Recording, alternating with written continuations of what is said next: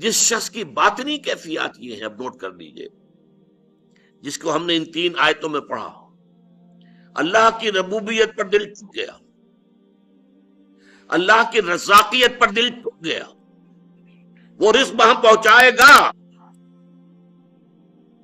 ایسے شخص کی اصل امنگ، اصل خواہش کیا ہوگی دنیا میں؟ کیا مال و دولت دنیا کا وہ حریص ہوگا؟ کیا دنیا کی آسائشوں اور تعیشات کی اس کے اندر طلب ہوگی؟ یہ اولیاء اللہ، ان کی ایک ہی طلب رہ جاتی ہے دنیا میں، آخرت میں طلب اللہ راضی ہو جائے، اللہ سے محبت، جنت میں داخلہ، وہ آخرت کی طلب ہے۔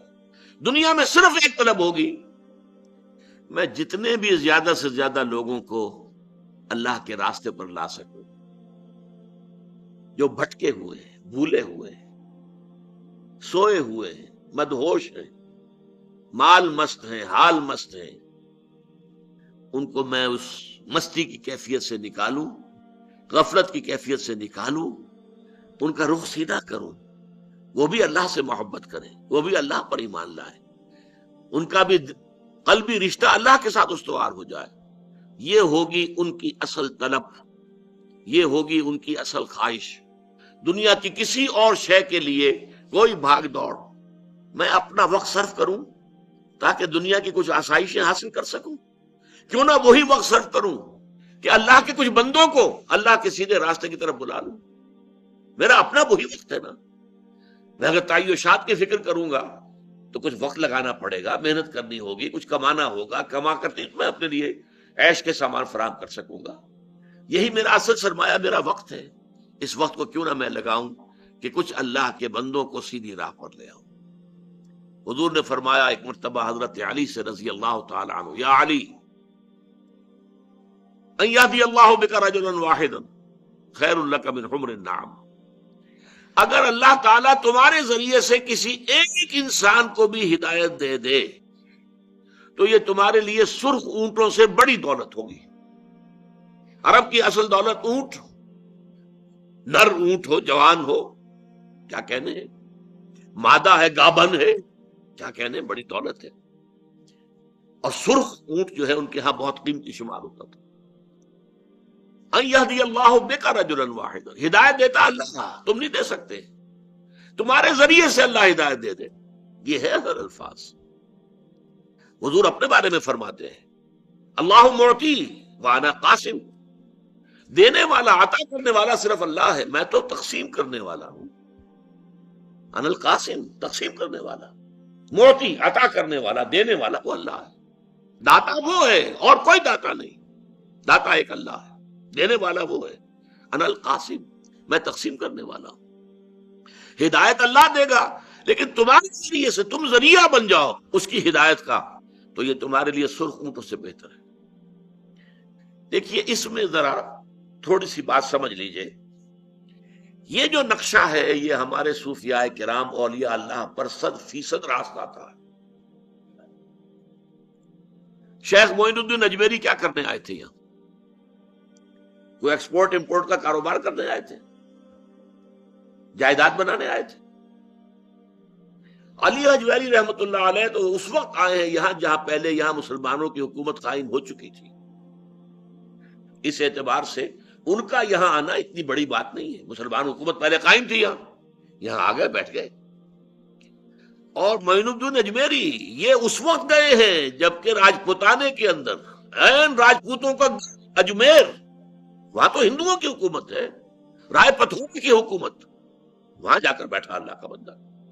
کوئی خوف تھا اسے کہ ہندو میں مجھے ختم کر دیں گے؟ کوئی خوف تھا کہ یہ رائے پتھورا میرا کیا کرے گا؟ اور ان کی زندگی کا مقصد کیا تھا؟ صرف لوگوں کو اللہ کی طرف دعوت دینا، شرک کی گندگیوں سے نکالنا، توحید کے آب حیات سے روشناس کرانا، یہی مقصد تھا۔ روکھی سوکھی کھا رہے ہیں۔ یہ بابا فرید رحمت اللہ علیہ، ان کا معاملہ بھی یہ ہے، یہاں بھی اسلامی حکومت قائم ہو چکی تھی، لیکن اس علاقے کے سارے جو قبیلے راجپوت ہیں، وٹو اور سیال، جو اس علاقے کے سب سے زیادہ طاقتور قبیلے، دونوں کے دونوں جو ہیں انہی کے ہاتھ پر ایمان لائے۔ ان کا حال کیا تھا؟ پانی میں نمک ڈال کر اس سے روٹی کھا رہے ہیں، کچھ نہیں ہے اور، پانی میں نمک ڈال کر تاکہ روٹی ذرا حلق سے نیچے اتر سکے۔ لیکن کام کیا تھا؟ اللہ کے بندوں کو اللہ کی طرف بلانا۔ تو یہ نقشہ تو ہمارے سامنے آ جاتا ہے اس لیے کہ یہ ہمارے لیے بڑا معروف ہے۔ صحابہ کرام کے نقشے کو ہم نہیں سمجھتے۔ صحابہ کرام ایک اس سے بلند تر لیول پر کام کر رہے تھے، نظام باطل کو ختم کرنا۔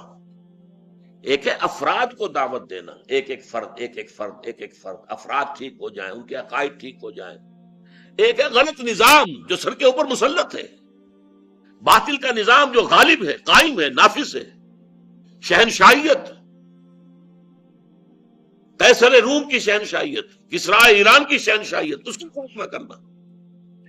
جس کے لیے کہ ایک صحابی کا قول آتا ہے، جب ایرانی سپہ سالار نے پوچھا کہ تم کیوں ہم پر حملہ آور ہو گئے ہو؟ ہمارا تو تمہارے ساتھ کوئی جھگڑا نہیں ہے، کوئی بارڈر ڈسپیوٹ نہیں ہے، اور پہلے بھی تم لوگ آتے تھے، تم جنگلی قبائل تھے، تمہارے آتے تھے لوٹ مار کر کے واپس چلے جاتے تھے، اب تم ہمارا پیچھا نہیں چھوڑ رہے، تو کیا ہوا ہے؟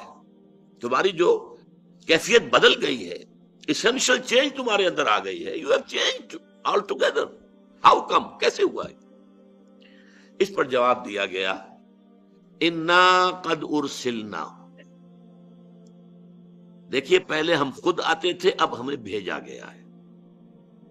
اللہ نے بھیجا محمد کو صلی اللہ علیہ وسلم، محمد نے بھیجا ہمیں صلی اللہ علیہ وسلم، وفداء آباؤنا و امہاتنا۔ انا قد ارسلنا لنخرج الناس من ظلمات الجہالت الى نور الایمان، تاکہ ہم لوگوں کو نکالیں جہالت اور جاہلیت اور کفر اور شرک اور الحاد کے اندھیروں سے ایمان کی روشنی کی طرف۔ وَمِن جَوْرِ الْمُلُوكِ إِلَىٰ عَدْلِ الْإِسْلَامِ، بادشاہوں کے ظلم و ستم کے پنجوں سے نجات دلا کر اسلام کے نظام عدل سے روشناس کریں۔ یہ ہمارا مشن۔ یہ جو بڑے بڑے محل بنا کر بیٹھے ہوئے ہیں، سامان تعیشات جمع ہیں وہاں پر، ان کے نرم نرم گدیلے اور ان کے یہ سارا کچھ، اور وہ انواع و اقسام کے کھانے اور ناؤ نوش اور رقص و سرود کی محفلیں، یہ کس کی کمائی سے ہیں؟ وہ غریب کاشتکار جو میدان میں کام کر رہا ہے، کھیت میں، اس کی کمائی کا حاصل آ کر جاگیردار لے جاتا ہے آدھا، اور اس میں سے وہ کچھ اپنے پاس رکھ کر باقی بادشاہ کو بھیجتا ہے تاکہ اپنے ٹھاٹ جمائے۔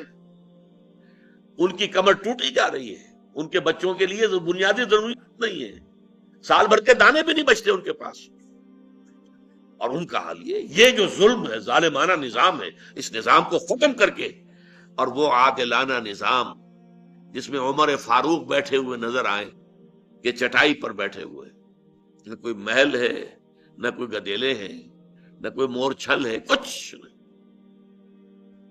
ایک عام انسان کی سطح پر۔ یہ مشن تھا صحابہ کرام کا، اور یہ بہت اونچا مشن تھا، بہت اونچا مشن تھا۔ یہ صوفیاء کرام کا مشن اس لیول پر تھا کہ افراد کو بدلنا ہے، نظام کو چیلنج انہوں نے نہیں کیا، جبکہ اصل میں صحابہ کرام نے اصل ٹکر نظام سے مول لی۔ نظام جب ختم ہو جائے گا غلط، تو ظاہر بات ہے کہ اب عام لوگوں کے لیے ان کے ذہن بھی کھل جائیں گے، بات کو سمجھنے کے لیے تیار ہو جائیں گے، ان کے دل جو ہے وہ آمادہ ہوں گے کہ اب وہ بات کو سمجھیں۔ یہ ہے اصل میں اولیاء اللہ جو ہمارے ہاں ہمارا ایک تصور ہے صوفیاء کرام کے بارے میں، اور صحابہ کرام کا جو رول تھا، یہ دونوں اپنی جگہ پر نہایت ہی مستحسن رول ہے، دونوں کردار بہت عمدہ ہے، لیکن یہ کہ ان میں سے ظاہر بات ہے کہ فضیلت جو ہے وہ صحابہ کرام کے رول کو ہے کہ انہوں نے نظام جو ہے، نظام باطل ظالمانہ نظام کو شکل کر کے رکھ دیا۔